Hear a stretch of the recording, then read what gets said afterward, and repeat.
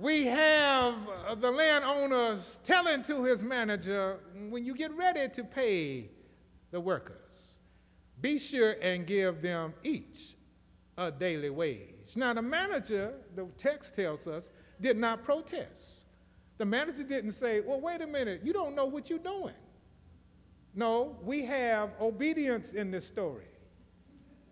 The landowner said, let's do it this way, and the manager said, got it, gone.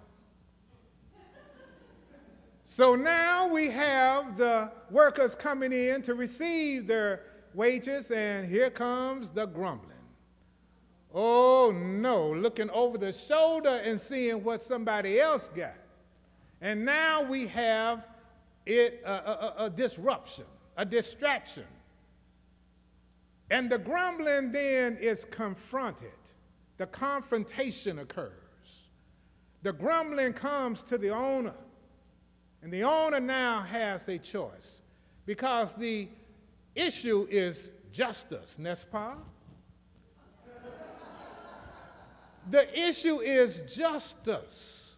Justice. Why are you treating us like them? We've been here longer. We've been working hard in this vineyard. We built these walls. No, they didn't have walls in the vineyard, did they? But we did something that they haven't done. They Johnny-come-latelys. What are they doing getting all the goodness of you? All your goodness going to them too? That's a good question for all us justice-seeking people. We say, yeah, fairness, equity. That makes sense. Yeah, landowner, why are you doing that? You must be a liberation theologian or something. Listen to what the landowner said. The landowner said, hold on. But the first way he said it was, friend. He said, friend. He said, friend. He says, I have no squabble with you, friend. But let me tell you something about me. I own this.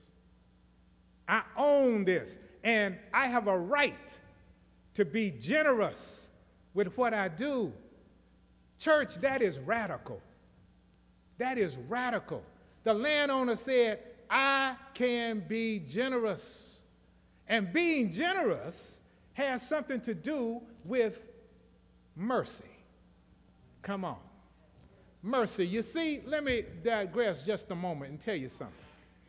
See, I was in a situation once where I had to deal with a young man every day because we worked together. And I would come to the young man every day and I'd say to him, how you doing? And he'd come back to me and say, I'm doing just fine. I'm blessed and highly favored. And I would hear that and I'd say, okay. Now I knew the way he was putting that was, I got something you don't. Because that's what happens when folks lay that on you. You know what I'm saying? Well, I'm blessed and highly favored. I don't know about you. They would never tell you what's really going on, but they tell you, I'm blessed and highly favored. That's enough. Shut it up. No more conversation. So, I knew what the brother was doing, but every day, dutifully, I would say to him, how you doing? And I got ready to hear blessed and highly favored. He started getting more and more potent with it. I'm blessed, highly favored, son of the Most High, dropped in the blood of the, and it was on and on and on, and I was, man, stop. I understand, man, I understand, but he taught me something, church. One day I came to him and pointed out that he had made some miscues on some work and that I wanted that corrected. He said, I'm not claiming that, Mr. Davis.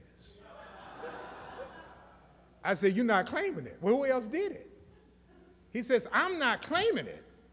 He said, now, I looked at this way, and you're coming to me saying, look at it this way, and okay, I'll look at it your way. But I'm not claiming that I did something wrong. So I got it. I said, okay, all right. As long as you look out the right window, we're going to be all right. Leave that window alone over here. Look out this window. We're going to be all right. But he taught me something, church. He said to me in so many ways that you don't have to accept that you did something wrong, that you made mistakes, that you got dirty car, that you are no good, high anxiety, something that makes you less than. You don't have to accept that. Now, you may not have the money, the stroke, the job, the prestige, all those things that this world looks up to. You may not have all that, but that doesn't mean that you're less than. We need to reframe this thing and look out another window. When we look out another window, we begin to see, wait a minute, it's not over. I am blessed and highly favored. And being blessed and highly favored doesn't mean it's unique just to me, but I'm part of a community. And we are blessed and highly favored if we understand that we serve a God who blesses. We serve a God who's in the blessing business, church. That's what it is. We say our God is love.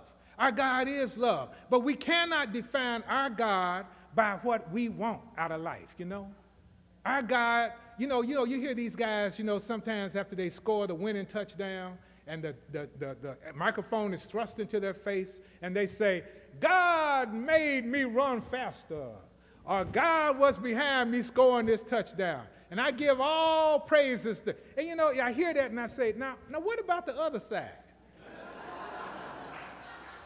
You saying that God didn't like those folks, No, we have to understand our God is not like that. Our God doesn't have this kind of arbitrary way of looking at life and saying that, I like Gerald Davis, I'm going to bless him.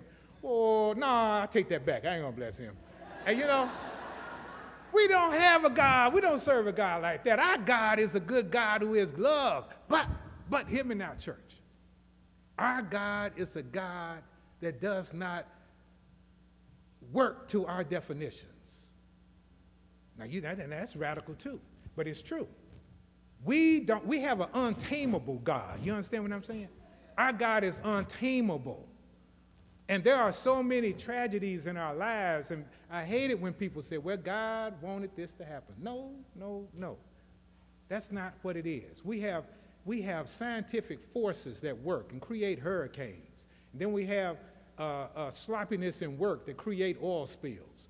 And we have these kinds of things that we can say that's what it is, but don't blame God for that. God is a God of love, and God gives us redemption. God gives us mercy. That's what the deal is. God gives us mercy. We don't have to sit there and feel bad about nothing. Now, some people get worried with that. They say, no, we got to have oppressed people. If we don't have oppressed people, then we can't stand on their shoulders and say, look at me. We have to have oppression. What are you saying, Reverend? I'm saying I believe in the theology of liberation. That's what I'm saying. I'm saying that we serve a God who loves, not a God who oppresses. And if we are oppressed, understand God is saying, I'm waiting on you to break the chains. I'm right here with you. You got the strength. Come on, let's break it. We have a God who is action. But the action comes out of praxis. You don't have action until you have the reflection on what your situation is. Then you move, church. And when you move with the confidence that says, we serve a God who is God of love. This is not about love, therefore I'm moving against this. I stand on the side of love. I stand on the side of love.